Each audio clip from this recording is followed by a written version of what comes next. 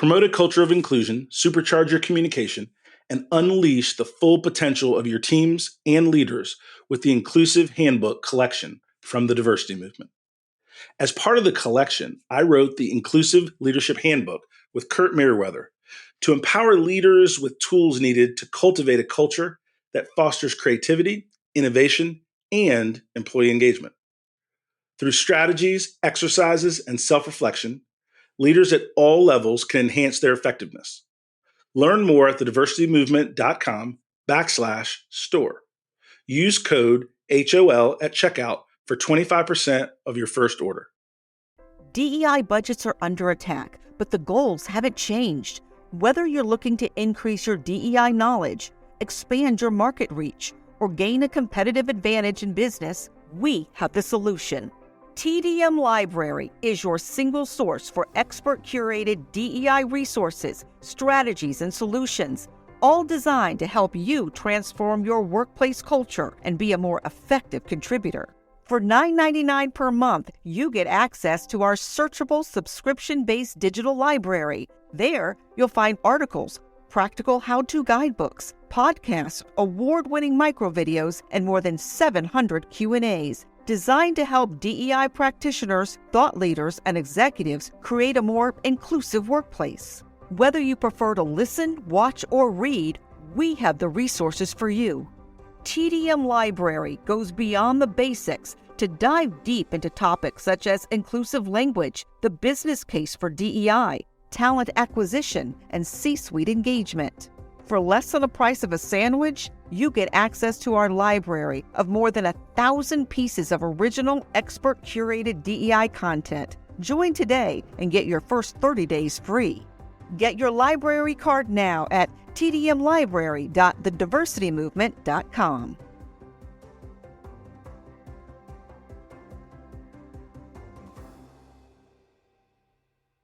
You can't stop me, nothing's gonna stand in my way. Nothing. I'm gonna fly higher. I'm gonna fly higher. So I'm here today talking to Aki Garrett, and I'm going to give a little bit of the bio because he's modest, but he's an exceptional business person. And right now he's focused on global alliances in the telecom space at Lenovo. Prior to that, he worked at CBS. He's worked at Wall Street. He's been in the investment banking field.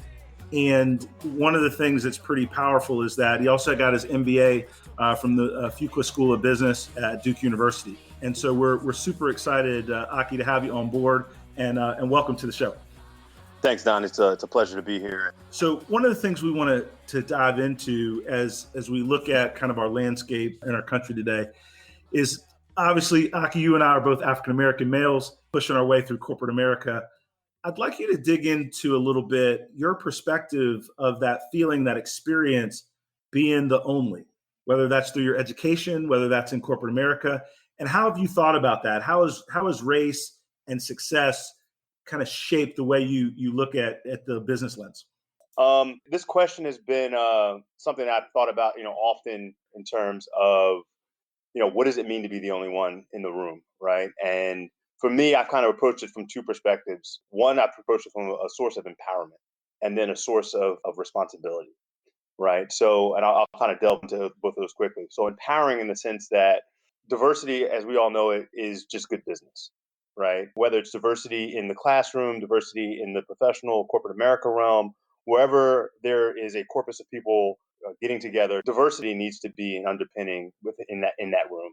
And so from an academic perspective, having grown up in Philadelphia and gone to a predominantly white institution that I think had approximately, less than 1/10% of the student population was of minority descent or a person of color. It was something that I looked at, again, as a responsibility that I was there. I needed to represent, and I needed to step up to the plate. And mind you, I wasn't a diversity student or a student of color coming from the suburbs. I also was coming from a different socioeconomic background. I was coming from inner city Philadelphia out to the wealthiest of suburbs in Pennsylvania. And I expected to compete. And my mother and my father and my siblings, everyone expected me to compete and to do well and to perform. And so I took it as a as my responsibility I shouldered it as my responsibility to compete and to be at the top of my class and to be active in the community, to be, I ended up being the vice president in high school of the school. I ended up being a captain of the cross country team and the basketball team. I was a principal actor in most of our school plays. I was, in our a cappella group and led our a cappella group as a senior. So I tried to take leadership roles and leadership positions and deliver. And then, that became a source of empowerment, right? When you realize that you can compete, when you realize that you can be successful despite being the only person of color in the room, it becomes a tool of empowerment, and it becomes self-empowerment, right? And you feel like you can step into any realm and any arena yourself, and the confidence in what you know, who you are, and the authenticity to be who you are in those realms to deliver in both the educational setting as I went through higher education and so forth, and then into the professional world. So when I stepped onto Wall Street, which is notorious for having a problem with underrepresented, not only attracting, but more importantly, retaining senior talent that is of underrepresented minority descent, it was old hat for me. It was like, okay, here you are, yet in the 50th arena of your life where you are one of one or one of three or one of five versus in a room with the predominant audience of non-minorities that is probably numbering in the hundreds. How do you perform? How do you step up to the plate and represent? In colloquial terms, how do you put on for your people? Amen.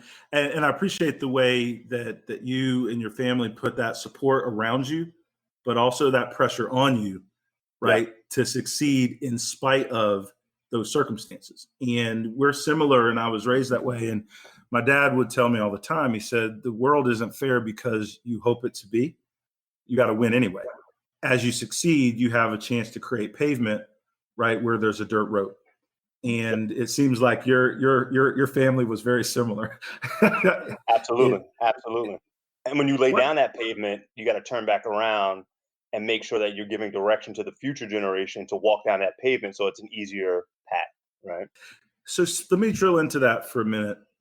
For those that don't have that attitude or perspective, or some people weren't raised by parents that gave them the opportunity to dream big, right? Some people were raised by folks that encouraged them to kind of settle for, right? How would you help people with that mindset that are going into a new corporation and don't feel that comfort of having others around them that look or talk or have the same background? What are some of the things that can help them mentally understand and push through?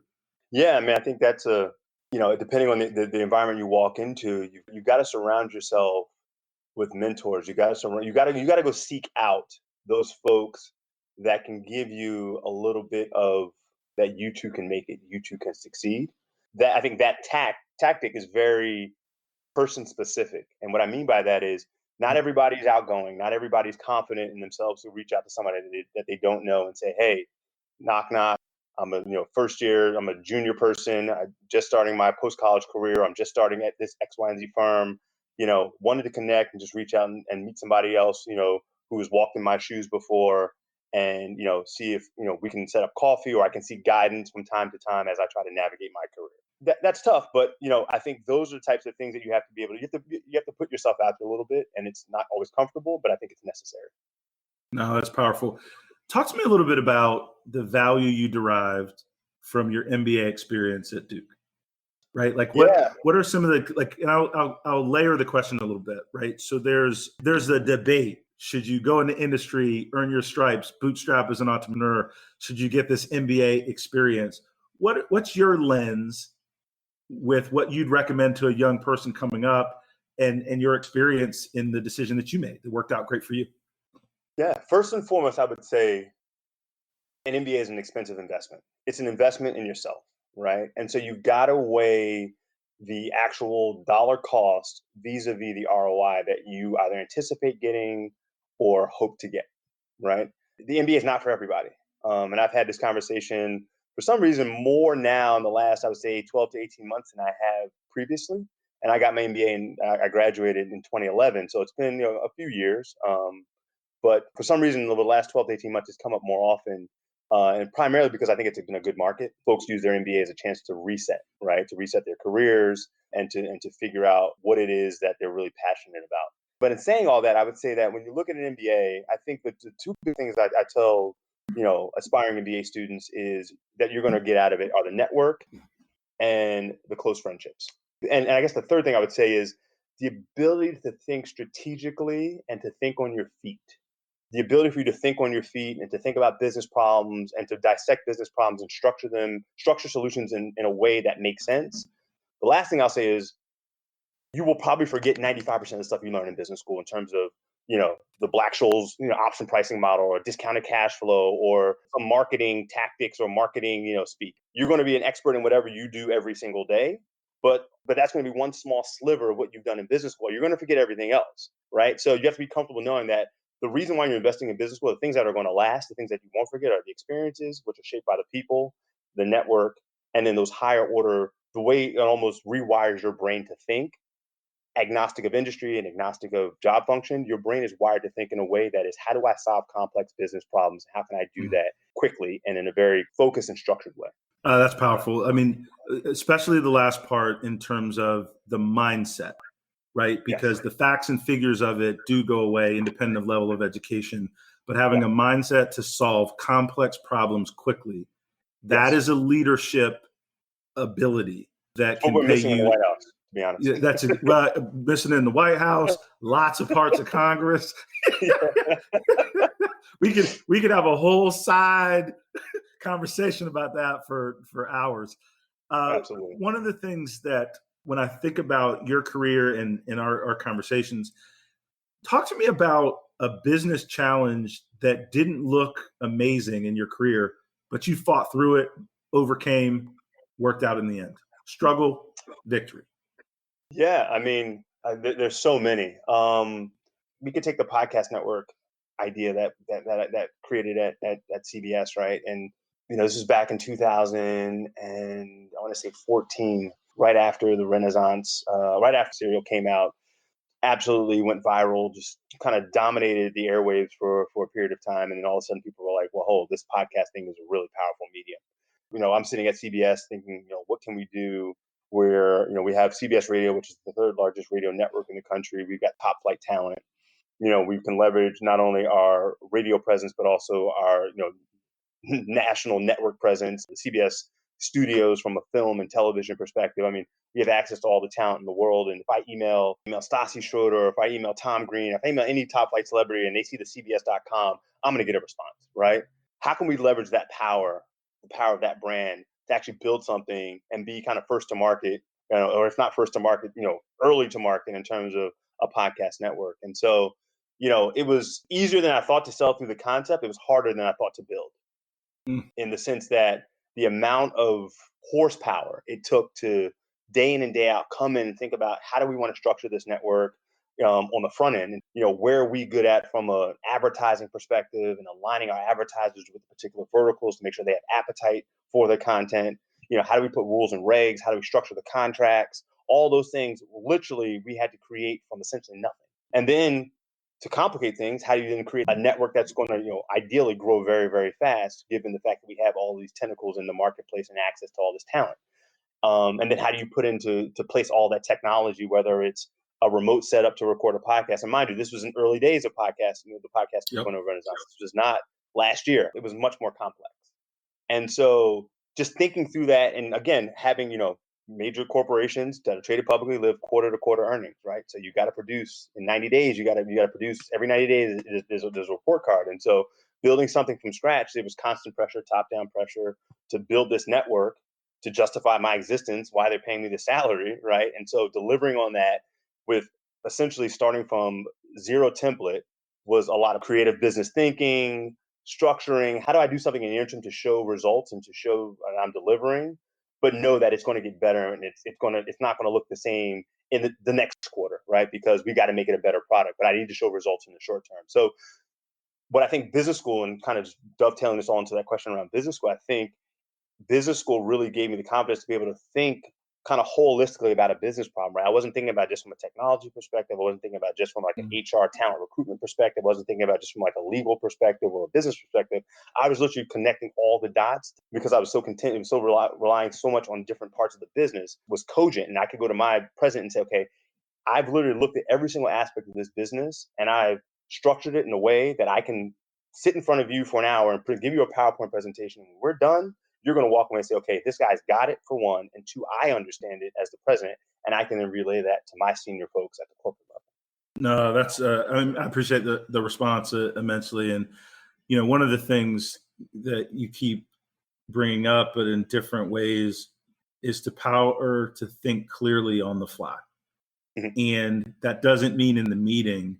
That means you've done your homework to the degree. You know your subject matter to the degree. Correct. A lot of people, whether it's in sales, whether you are working in HR, whether you're an entrepreneur, you got to know your numbers, you got to know your business, you got to know your audience. Right? So you can consolidate all those things into a clear message, right? Absolutely. So that you can get the outcome that you want. And I appreciate that response. Now, as you moved from CBS, you also worked at She Knows Media. Yes. And you worked on a lot of big things there. Could you share some of that experience and some of those metrics and some of the brands that you worked with? Yeah, sure. So She Knows is a very interesting company. So I left, prior to CBS, I was at ABC. So I kind of traded 3 letters for 3 letters, 2 major media companies, publicly traded. And I made the, in some ways, very unconventional choice to kind of step out of the news and I would say entertainment arena and more into the lifestyle arena. She Knows Media at the time, when I went there, I think it was 2015, was the largest digital media publisher in the country. It was private equity owned by Gray Hill Partners at the time. The company had grown purely by acquisition up until that point. And so when I came into She Knows, I originally came in to do kind of just pure business development, looking at strategic opportunities. And then my CEO approached me and asked me to actually run our blogger network. And at the time, it was kind of during a time of transition at the company. At the same time, he asked me to run our blogger network. My boss, who was the SVP, departed the company and went to pursue another venture. So, not only was I kind of new to the company, I was also, exposed. And at this point, it was me reporting directly into the CEO. And so, again, kind of finding yourself in one of those situations where you've got to, I shoulder the responsibility of those before me, right? Which is, I got to step up to the plate. I'm the only, the company had a lot of males. I was the only African American senior manager, right? And so I got promoted to SVP. So I was one of the top 10 people at the company and responsible for about 60% of the P&L of the company, right? So, again, having been in the same position so many times before, I felt not only empowered, but also felt a responsibility to perform and to deliver for more than just myself, for myself, my family, and for, people of color. So I actually wound up growing that business. When I took it over, it was about 25% of the revenue, our publisher network business. I grew it to about 60% of our revenue. That was my focus, because when I took that business over, it was clear that we needed to work towards an acquisition, and was to really grow the business, hypercharge it. I led a bunch of big, publisher deals and brought on major publishers onto our platform that were delivering billions of impressions to us that we were able to monetize. We were able to help them out with traffic and audience and content creation. We were acquired in 2018, Penske Media, which is owned by the son of the famed Roger Penske, who owns the NASCAR owner, as well as Penske trucks that probably all of us have used to move at one point or another from one house or one apartment to another. Let me transition just a little bit to family. Mm-hmm. So you have you got 2 girls. Yes. Married. How do your wife's professional, growing a major career, making it happen. How do you keep it together? How do you keep it progressing? What's that marriage, family, entrepreneur, businessman secret? Yeah, listen. I don't want to profess to having the answer. I think that's on the outside it looks like we're keeping it together, but sometimes if you get under the hood, you're probably like, this thing is falling apart. My wife and I find ourselves in a very unique position. To your point, she's a working professional. She's in the pharma industry. She also went to Duke for business school. That's where we met. I've got 2 young children, 2 years of age. One actually turns 2 tomorrow, and then I have a 4-year-old. Yeah, how do we keep it together? I think the unique thing is that we moved to North Carolina about 2 years ago because we love the area. We wanted to get out of New York, but we knew we were leaving our kind of nucleus. Her family's in New York, my family's in Philadelphia, so we kind of totally abandoned our nucleus. I think that's actually brought us together and made us stronger, because we realized that we said we all we got, right? She and I and our 2 children. So it's a lot of luckily, and I praise the Most High, we have found a way to kind of make things work, right? And to pick each other up and to lean on each other when we need it, right?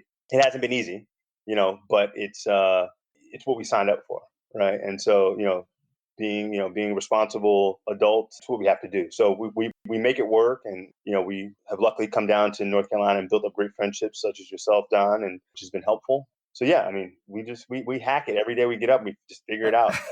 That's awesome. As we wind our time together, and I appreciate kicking it with you and learning and just listening and also just cheering for you for what you're doing and what you're pushing for. If you had a magic wand, what would you change about our society? Do you want the PC answer? Or you want the raw? Nah, man. Let's just kick it, man. We kicking it. Answer? All right. So I grew up in a family that we practice spirituality, a faith, a way of life that was very different than most quote unquote Black families in America. My mom was till the day she died. My mom is still alive, but till the day that Malcolm X's wife passed away, they were best of friends.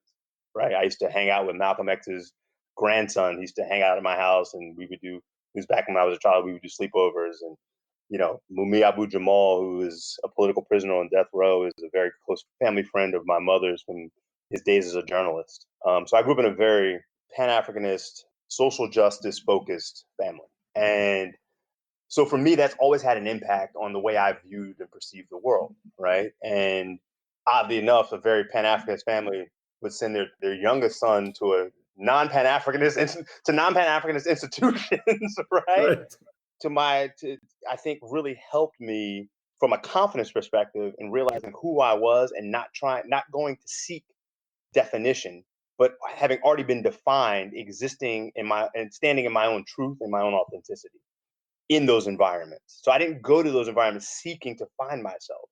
I knew who I was and I knew what I needed to do. And so that gave me, shoulder that responsibility and to feel that empowerment, right? And to empower others, right? And so to answer your question, I lay all that as groundwork because if I had the magic wand, you know what I would do? I would undo the informal institution of white privilege. I would erase white privilege. To me, there will never be equity in this world. There will never be full diversity and inclusion until white privilege is non-existent. And define and give me an example of, because a good friend of mine, my mentor and good friend Grant Willard, middle-aged white guy, lifted me up and mentored me, and we've worked and been friends for years. We did a podcast on Ask a White Guy, Ask a Black Guy, and so we got into it. So your conversation, we're all about controversy. But we're about to release some good stuff. But anyway, we talked about white privilege. So define white privilege, your perspective. Having a liberty and advantage simply because you're white. Simply because you're white, right? The ability to walk around. I went to predominantly white institutions my entire life. Some of my best friends are white. Most of my best friends are white, outside of my family. My family, they're my best friends, right? My brothers and my nieces and my nephews. That's I grew up in a household where like everybody else was an associate and those were your best friends. But to put it in normal American context, most of my best friends are white. But the reason why I come back to that is because there's a certain privilege and a certain allowance and a certain freedom and liberty to be who you are when you are white that's not afforded every other race. And so literally when you think about it, you boil it down to its very basic compound, it is literally the shade of your skin and a phenotypical and genotypical construct that defines access, privilege, opportunity, comfort, success, failure, security that's literally boiled down to something that nobody controls. So, who's the comedian that did the race lottery? Dave Chappelle. Right? You literally hit the genetic jackpot. There are things that you are afforded just because of the color of your skin that literally create trauma, anxiety, and all the types of mental disorders in other communities.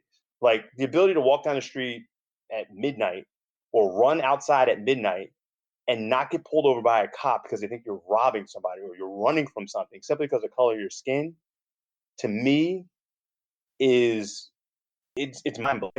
And I think it shows up. It shows up not only just kind of the Jermaine, running down the street at midnight because you want to do a late night run because it's not 90 degrees outside in the summertime. It also shows up in the boardroom, right, where you're afforded opportunities. You might be underqualified versus somebody who's overqualified, and you just get the opportunity because of the color of your skin, right? And so there's a privilege that's afforded to them that is, to me, it's until you undo that, it'll never be equal, right? And to some extent, I can argue that equality is a total myth, right?